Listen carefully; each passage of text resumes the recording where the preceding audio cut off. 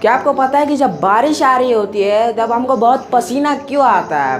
क्या आपको पता है कि जब चारों ओर बादल फैले हुए होते हैं जब हमको बहुत पसीना क्यों आता है आखिर?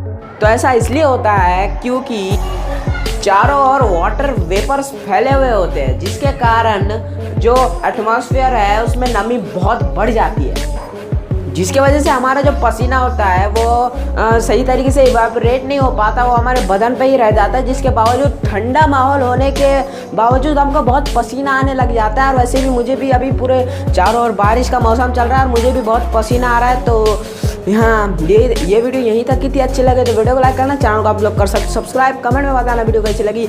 मिलते हैं अगले वीडियो में, तब तक के लिए।